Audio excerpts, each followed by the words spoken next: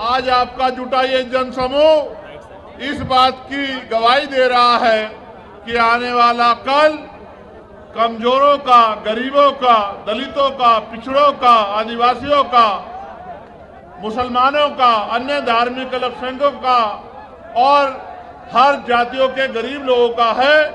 ऐसा विश्वास मेरा आज आपकी संख्या के आधार पर यहां मजबूत हो रहा है। साथियों, मैंने बहुत सारी समस्या आपकी सुनी, वक्ताओं के माध्यम से मंच पे मैंने बहुत सारी समस्याओं को जाना और एक बहुत बड़ी संख्या यहां माताओं बहनों की भी है जो बड़े लंबे समय से जिम्मेदारी से इस मंच की तरफ देख रही हैं।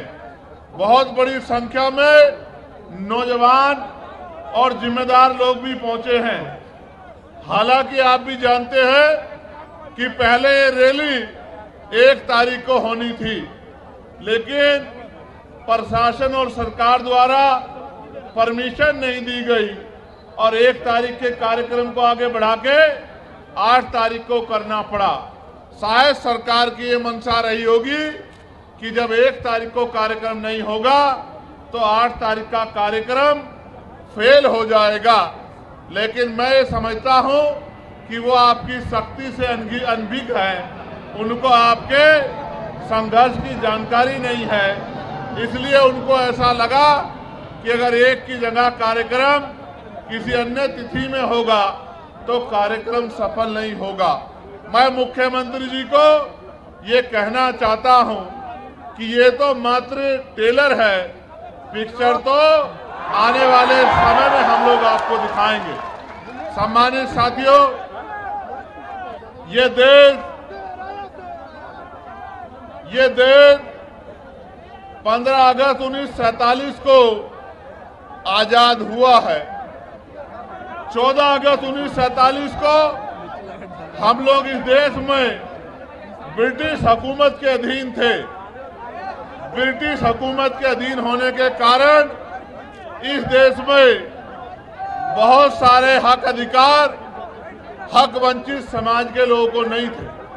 यहां तक कि इस देश में सदियों से चली आ रही कुप्रथाएं भी थी, जिनमें विधवा विवाह न होना, बाल विवाह होना, महिलाओं को सती प्रथा जैसी कुरीतियों का सामना करना और भी ऐसी बहुत सारी कुरीतियां और प्रतिबंध लगा के हक वंचित समाज के लोगों को गरीबी, बेबसी, लाचारी और जुल्म जाति का जीवन जीने के लिए मजबूर किया गया था।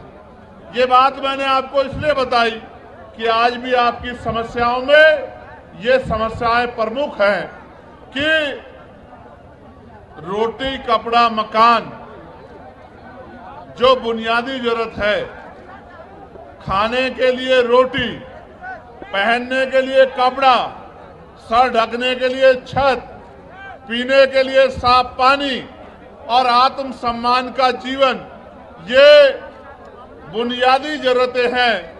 75 साल की आजादी के बाद भी आज तक सरकारें अंतिम व्यक्ति को रोटी, कपड़ा, मकान, अच्छे कपड़े और पीने के लिए पानी की व्यवस्था कराने में कामयाब नहीं हो पाई। ये इस लोकतंत्र का सबसे बड़ा फेलियर है। जो काम आजादी के 10 सालों के अंदर हो जाना चाहिए था, वो काम आजादी के 75 सालों के बाद भी नहीं हुआ है। इसका उदाहरण ये है कि देश के प्रधानमंत्री कहते हैं कि हम 80 करोड़ लोगों को मुफ्त में राशन देते हैं। अगर इस देश में लोगों की जेब में पैसा होता, वो गरीबी के जीवन से निकल पाते, तो 80 करोड़ लोगों को मुफ्त में राशन नहीं देना पड़ता। क्योंकि भारत का खून स्वाभिमानी खून है। ये हाथ फैलाने में नहीं, मजबूती से संघर्ष करने में भरोसा रखता है, लेकिन इनको मजबूर किया गया है हाथ फैलाने के लिए, सिस्टम बना के किया गया है।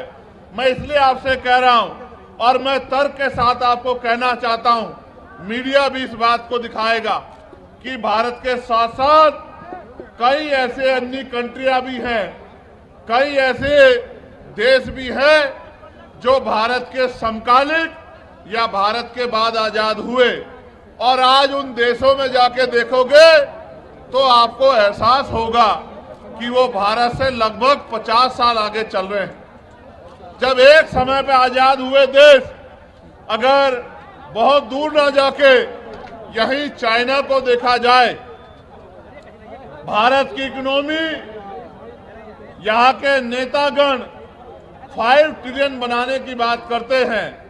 अगर हम चाइना की इकोनॉमी से उसकी तुलना करें तो हम 1/4 पर भी नहीं पहुंच पाए हैं।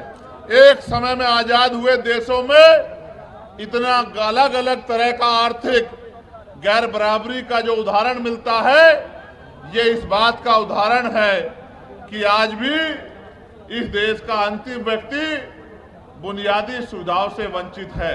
और मुझे कहने में कोई परहेज नहीं है कि इनमें भी दलित, आदिवासी और पिछड़े वर्ग के लोगों के हाल बहुत बुरे हैं। आज भी हमारी बहनों को घर चलाने के लिए कोल्हू पे काम करना पड़ता है, भट्टों पे काम करना पड़ता है, दूसरों के जमींदारों के खेतों में काम करना पड़ता है, सर पे ईंटें उठानी पड़ती है।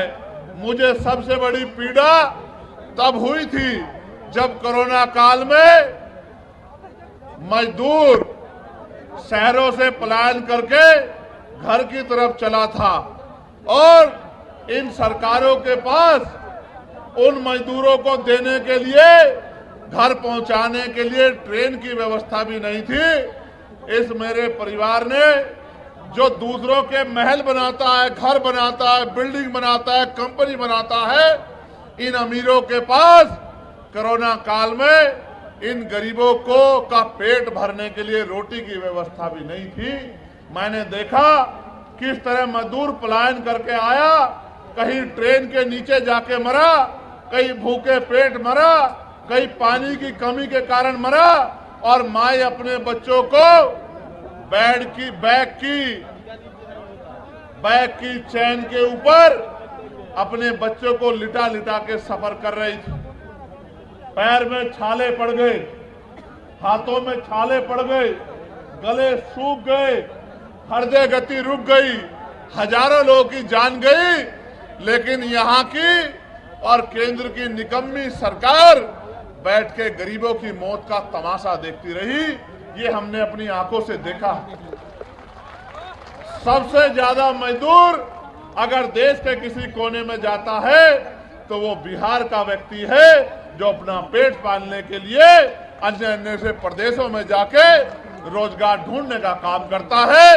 ये इन 15-15 साल चली निकम्मी सरकारों की देन है, जिन सरकारों की वजह से आज भी यहाँ का पढ़ा लिखा नौजवान रोजगार नहीं पा पाता है, और माताओं बहनों को भी घर को चलाने के लिए मजदूरी करना पड़ता है। गरिमाई जीवन देने का काम भी सरकार नहीं कर पाई है। आज जब हम लोग आजादी का अमृत उत्सव बना रहे हैं, अभी पार्लियामेंट में सेंट्रल हॉल में ये कहा गया प्रधानमंत्री जी द्वारा कि 75 साल हो गए हैं, ये अमृत काल है। ये कैसा अमृत काल है जहां एनसीआरबी का डाटा ये कहता है कि रोज महिलाओं के शरीर की धज्जियां उड़ाई जाती है, सामूहिक बलात्कार होते हैं, महिलाओं को तेजाब से नहलाया जाता है।